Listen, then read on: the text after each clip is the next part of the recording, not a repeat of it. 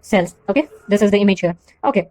Next, what we actually, I did refer to this neobladder reconstruction. You can see the bladder cannot be transplanted, but what we instead do is collect a portion from the small bowel, small intestine here, and actually put it like a funnel here. Okay, so during neobladder surgery, your surgeon takes out your existing bladder and forms an internal pouch-like thing. So pouch-like thing from a part of your intestine. The pouch is now called as a neobladder. So new bladder, which will now serve the purpose of storing the urine. Okay, so this is how we actually go for in conditions where you will have to resect a portion, significant chunk of the bladder because of tumor and all.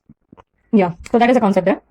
Then what we have to know in detail is about these types of grafts. Okay, so we did discuss about what these different kinds of grafts are: auto, allo, and xenograft. And there's also, you should be knowing about this entity known as isograft. What is this isograft? So isograft is the grafting that's done between the identical twins, where the donor and the recipients are going to be identical twins. So here, what is actually a kind of advantage here is the risk of graft rejection is not going to be as much as seen in case of allograft, because there is some degree of antigenic similarity that is noted between the identical twins. Okay, now talking about autograft. So autograft has this hair graft and skin grafting. So hair grafting. So when you listen to hair grafting, so what actually strikes your mind for the first time is that hair is the dead tissue. So how can it be transplanted? So let me clear that out. So the shaft, whatever the portion of the hair comes is about projecting above the surface of the skin, is actually dead, and the whatever root of the hair or the follicle of the hair is actually living, and it has got its blood supply, which you are seeing in this image, which is referred to as the hair papilla, right? So that is the blood supply to the root of the hair or the hair follicle, right? So it is that portion which is living. So hence you can transplant it. It's not a dead tissue. Okay.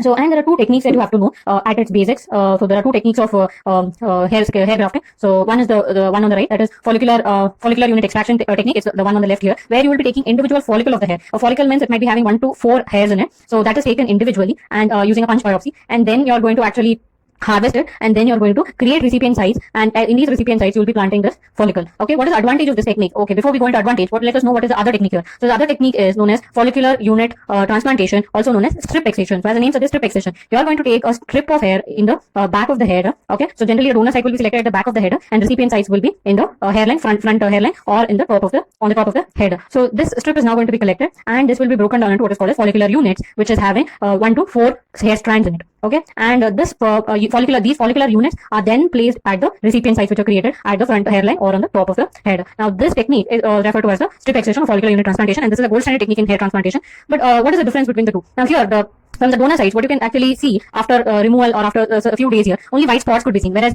in the strip excision technique, there will be a linear scar that is seen. So for cosmetic purposes and all, you can, if you do not want any kind of scarring to be there on the back of your hair, you can go with this follicular unit extraction. Okay, so that is about the hair grafting, some information about hair grafting, that's all. And then talking about another type of autograft, that is skin graft. So skin graft, okay, so when you say skin grafting, when do you require skin grafting? So these are the indications or conditions where you require skin grafting. So in case of burns due to dry heat, where the skin tissue is lost. See, why is it important to actually do a skin grafting in case of burns? See, because there's a criteria that says that when the body surface area, if more than 20% of the body surface area is lost due to burn, the risk for fluid electrolyte imbalance increases. Okay, so from the surface of that burn, the fluids and electrolytes will be lost.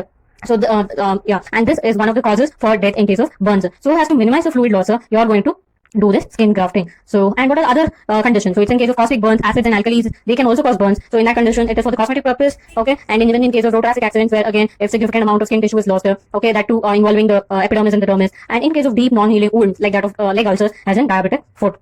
Okay, these are certain indications for skin grafting. So here, this actually